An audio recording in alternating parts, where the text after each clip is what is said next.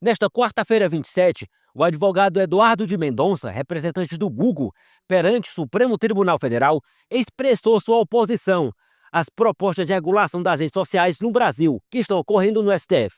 Durante sua argumentação oral, em um julgamento envolvendo 3 casos relacionados ao tema, ele não apenas refutou os argumentos dos ministros que estão discutindo sobre a regulação, mas também proporcionou uma análise contundente. Mendonça destacou que a censura é aristocrática, partindo do pressuposto de que as pessoas são incapazes de decidir por si mesmas, necessitando de orientações externas para interpretar conteúdos. Ele enfatizou que as medidas que promovem a remoção de conteúdos controversos podem, paradoxalmente, minar os princípios fundamentais da democracia liberal.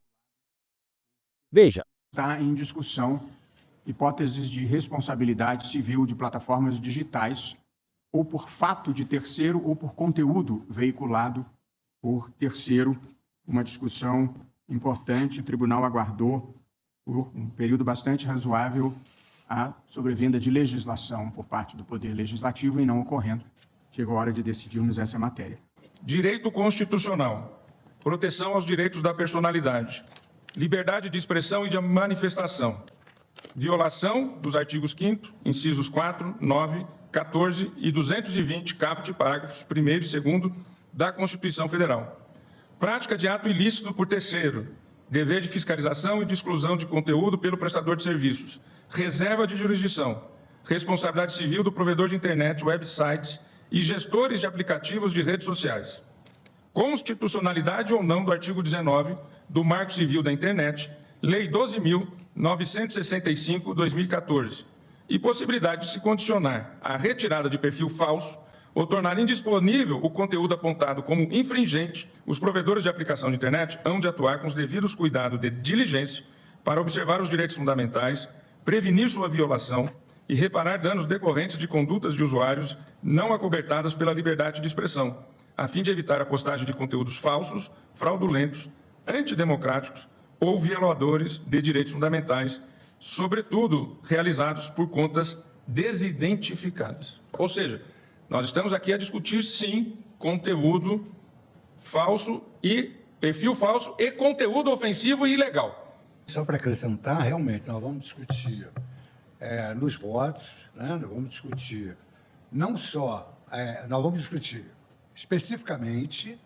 que tipo de conteúdo é vedado às plataformas, não abolirem, e também as hipóteses em que situações a notificação pode vir a levar à obrigação de retirar o conteúdo.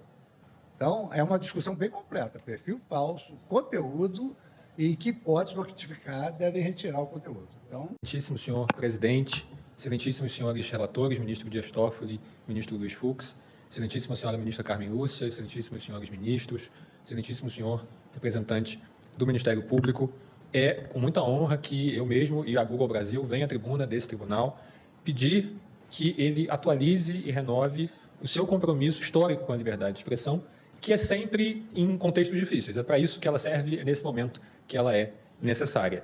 Esse apelo não significa a defesa de que a liberdade de expressão seja limitada.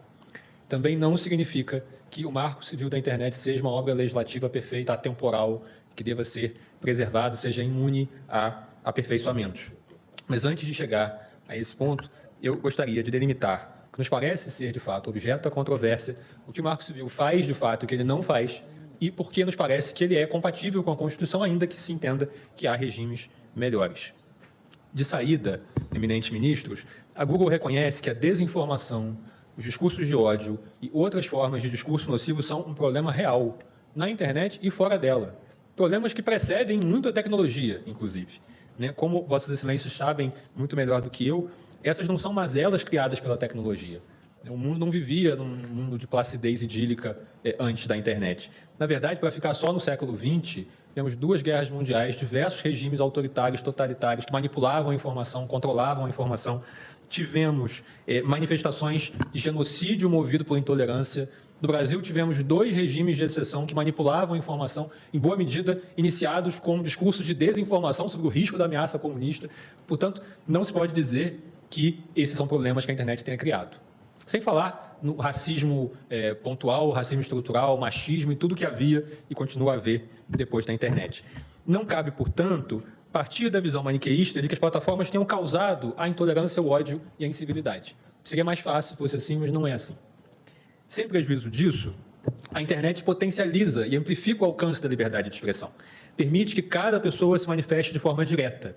E isso, embora seja, na maior parte das vezes, emancipador, também pode ser mais incômodo, também pode evidenciar e colocar em evidência momentos de dissenso, momentos de controvérsia e momentos, sobretudo, de ressentimentos.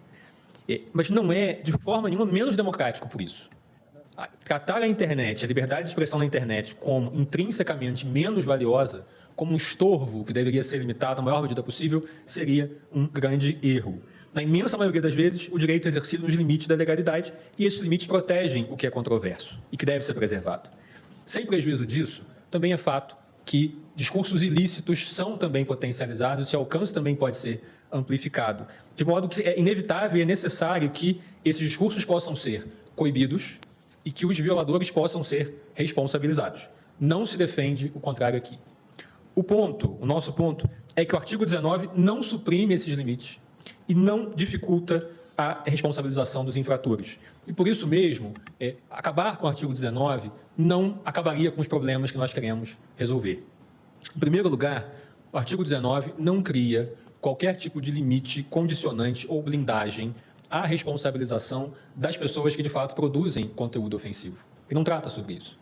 E, ao mesmo tempo, obriga que as empresas guardem dados para que se possa identificar as pessoas que são apontadas como responsáveis por conteúdo ilícito para que possam, de fato, ser responsabilizadas. A lógica, portanto, é de liberdade com responsabilidade, como preconiza muitas vezes o eminente ministro Alexandre de Moraes. Em segundo lugar, o artigo 19 não impede que conteúdos nocivos sejam removidos sem prévia decisão judicial. Na verdade, essa é a imensa maioria dos casos. E hoje, muito mais do que há 10 anos, quando esses recursos começaram a ser discutidos. Por quê? A imensa maioria, vou dar alguns números da experiência do Google, mas que refletem os números que outras plataformas também trouxeram. No ano de 2023, o YouTube removeu 1.695.261 vídeos no Brasil por violação das suas políticas, que, em grande medida, refletem vedações que estão na legislação. Vão além disso, mas também incorporam essas vedações, como discurso de ódio, violência infantil e outras mazelas conhecidas. No mesmo período, a mesma plataforma foi destinatária de 614 ordens judiciais. Não necessariamente ordens que, ao final, redundaram em remoções, mas ordens judiciais em algum momento. Esses números estão no relatório de transparência que é disponível publicamente. O que nós gostaríamos de demonstrar com esses números e com esse raciocínio? 2 pontos. O primeiro, não existe uma inércia que seja parte do modelo de negócio das plataformas. Na verdade, nem faria sentido que existisse. Seja pela pressão das autoridades, que desembocam em investigações, em procedimentos de apuração e em julgamentos como esse, seja porque a imensa maioria de usuários e a generalidade dos anunciantes não tem interesse, repudia esse tipo de conteúdo. Não é proveitoso estar associado a esse tipo de conteúdo. E aqui, evidentemente, não estou dizendo que não possa haver erros na aplicação de políticas, que não possa haver melhoria de aplicação de políticas. Tudo isso é outra camada. Mas pegar um caso específico e tratá-lo como sendo a expressão do que deve ser regulado, talvez não seja também a melhor forma. O segundo aspecto que gostaríamos de demonstrar é que essas ações que chegam de fato ao judiciário envolvem tipicamente conteúdos que são de fato controversos e que demandam efetivamente a ponderação judicial e que não deixarão de ser controversos se o Marco Civil da Internet for eliminado nessa parte. Portanto, a controvérsia subjacente existirá e não seria sequer positivo criar incentivos para que esse tipo de conteúdo caia sem a necessidade de exame judicial. Numa sociedade plural e complexa, é natural que essas controvérsias existam e é natural que elas possam ser submetidas ao judiciário. Muitas vezes, a dúvida se reflete e se prolonga no próprio processo judicial. E esse é um ponto relevante. Para dar um exemplo notório, quantas reclamações esse tribunal, Vossas Excelências, não tem julgado para afastar decisões judiciais que haviam removido conteúdos da internet de maneira exagerada ou equivocada. E quantas mais não chegam a esse tribunal pela dificuldade do filtro da reclamação. Para dar outro exemplo, nas recentes eleições de 2022, houve não um, mas alguns e talvez muitos casos em que o Tribunal Superior Eleitoral manteve ou removeu conteúdos em decisões divididas, de 4-3, de 5-2, em que a dúvida é, inclusive, do próprio judiciário. O artigo 19 veio eliminar esse tipo de disfuncionalidade. Sem blindar os autores do conteúdo ilícito, o dispositivo estabelece os casos em que o provedor, embora não seja o autor do conteúdo, deve ser responsabilizado civilmente só por não tê-lo removido. E qual foi a opção do legislador?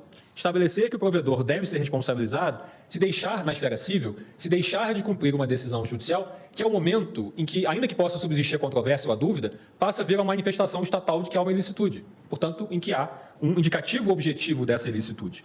Isso não impede remoções antes disso, que são a maioria, mas nos casos em que houve dúvida, é um marco de segurança jurídica que o legislador criou.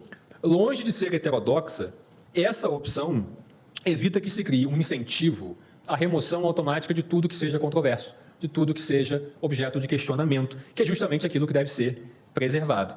E por isso mesmo, Excelências, reverter genericamente essa linha seria, com todas as vendas, dizer que se tira diretamente da Constituição um dever de censurar um terceiro, que não parece fazer muito sentido na lógica tradicional desse direito fundamental. Dito isso, é claro que esse não é o único modelo possível. Dito isso, é claro que há outros modelos e legislações mais recentes têm optado por outros modelos. Mas aqui eu gostaria de dizer que há muito mais semelhanças nas novas legislações com o Marco Civil do que divergências. E, sobretudo, nos princípios centrais de como funciona essa remoção. Antes de tudo, nenhum país democrático adota uma lógica de responsabilidade objetiva, pela qual seria responsável tão somente porque existe um conteúdo na plataforma, o que levaria a um dever de monitoramento preventivo que não é nem sequer viável no volume de manifestações que há e nem sequer seria compatível com a lógica de vedação à censura prévia. Apesar disso, um outro modelo possível, e aí sim adotado em muitos casos, é o de fixar como marco da responsabilidade o recebimento de uma notificação que identifique de forma específica o conteúdo que é reputado como ofensivo e aponte razões dessa ilicitude. O próprio Marco Civil usa essa lógica no artigo 21, que trata de conteúdo íntimo não consentido. Pela gravidade desse tipo de conteúdo e porque aqui a ilicitude é objetiva. Em qualquer situação, a divulgação de conteúdo íntimo de alguém sem o seu consentimento é ilícita. Não há contexto que torne ilícita essa divulgação. Da mesma forma, vem se extraindo do ECA a mesma possibilidade de notificação nos casos em que há ofensa a caso de abuso infantil, que também é evidentemente e objetivamente ilícito. Algumas legislações têm seguido esse caminho da notificação, e aqui eu cito muito rapidamente duas, já caminho do meio para o fim. A Lei de Serviços Digitais Europeia e a legislação alemã de redes sociais são amplamente citadas como paradigmáticas. Mas o que elas fazem em relação a essa temática específica? Em primeiro lugar, nenhuma das duas cria responsabilidade objetiva e dever de monitoramento. O que elas fazem é admitir que uma notificação com especificação de conteúdo e fundamentação de ilicitude possa ser o marco de uma eventual responsabilização. Mas, mais importante, essa eventual responsabilização, no caso da lei alemã, sobretudo, está relacionada à indicação de ilicitudes específicas, de tipos penais específicos. Portanto, não é qualquer ilicitude. E, mais do que isso, em ambos os casos, não se cria responsabilidade apenas pelo fato de, em cada caso concreto, a plataforma haver discordado da notificação, o que evidentemente seria esse incentivo massivo à remoção automática. O que se prevê é uma responsabilidade pela falha sistêmica em responder adequadamente a essas notificações.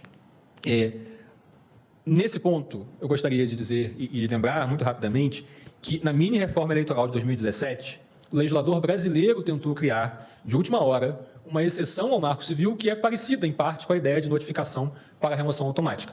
Na época, previu-se um dever de remoção de conteúdo críticos a candidatos do período eleitoral, para depois, por mera notificação, para que depois se fizesse o exame, sob o argumento de que isso preservaria reputações e evitaria campanhas de desinformação perigosas para o pleito. Pois bem, após imenso clamor popular, o dispositivo foi vetado pelo presidente Michel Temer.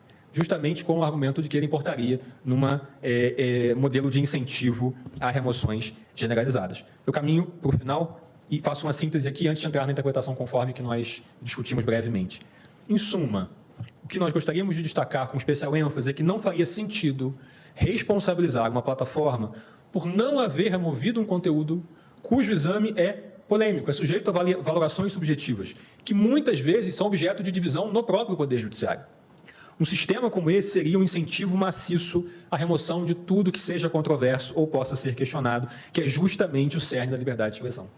Seria um sistema que troca o paradigma de liberdade preferencial por um paradigma de direito de segunda classe. Por tudo que eu falei, excelências, nós entendemos que o Marco Civil é compatível com a Constituição e, evidentemente, pode ser aperfeiçoado, mas não a viola. Mas, caso esse tribunal entenda que é necessário e é possível modificar o regime do Marco Civil pela via jurisdicional, o que nós entendemos é que a mudança seria menos traumática e mais compatível com a integridade da ordem jurídica se viesse pela ampliação cautelosa das hipóteses em que se admite a notificação extrajudicial como um marco de responsabilidade civil e que isso tenha parâmetros que evitem a banalização da remoção, a insegurança jurídica e a indução de censura privada. Nessa linha, essas notificações precisam apontar o conteúdo que se reputa ilícito especificamente, não genericamente, para evitar pescarias e coisas do gênero, deve ser fundamentada com remissão a dispositivos legais específicos. Tal como o meu colega que me antecedeu, nós entendemos que o debate legislativo já vinha amadurecendo em torno de alguns temas, como, por exemplo, crimes de abolição violenta do Estado de Direito, tentativas de golpe de Estado, atos de terrorismo ou preparatórios de terrorismo, todo e qualquer tipo de violência ou abuso infantil, atos de induzimento, instigação ou auxílio a suicídio ou automutilação. E mesmo que outros itens possam ser incluídos, o que nós entendemos como fundamental é que não se crie, em primeiro lugar, um dever de monitoramento, e, em segundo lugar, que novas exceções sigam a baliza normativa do artigo 21 e tenham previsão em lei e possibilidade de exame objetivo. Isso exclui, portanto, conteúdos que são intrinsecamente controversos, como é o caso, por excelência, das disputas entre direitos da personalidade e liberdade de expressão, liberdade de informação. Sob pena, excelências, de se criar, pela via jurisdicional, um sistema mais restritivo que qualquer um que foi criado por lei em outros países. Eu termino verdadeiramente com uma reflexão mais geral. Todos queremos, e as empresas vêm se empenhando para isso, ainda que, evidentemente, se possa imaginar que é preciso fazer mais, todos queremos um ambiente digital melhor, mas todos queremos também que a liberdade de expressão na internet não seja meramente nominal, que aquilo que é controverso e divisivo não seja colocado de lado.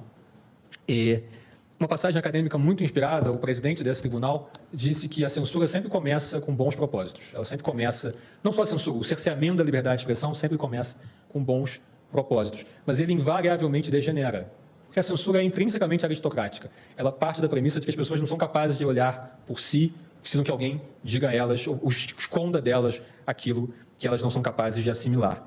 Se a proteção da democracia exige isso, se a proteção da democracia exigir que se crie todo tipo de incentivo à remoção de conteúdos que são controversos, então talvez no final o que sobre não seja exatamente a democracia liberal como nós a conhecemos.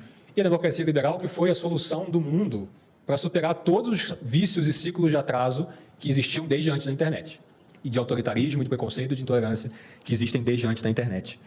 E quando eu escrevia essa sustentação, eu ficava pensando na imagem daquelas catedrais que estão em reforma, e aí são cobertas com tapumes, não se vê o que está embaixo. Só que um dia você tira os tapumes e você volta a ver. Um sistema que induza a supressão automática crítica do que é controverso seria como colocar tapumes permanentes. E aí, basicamente, as pessoas que observam vão ter que confiar, acreditar que o que está embaixo um dia foi uma grande obra do espírito humano, ainda que não possam mais vê-la. Nós honramos a história desse tribunal, que sempre esteve ao lado da liberdade de expressão em temas muito difíceis, e temos a certeza e esperamos que o caminho da moderação, do aperfeiçoamento, também prevaleça aqui.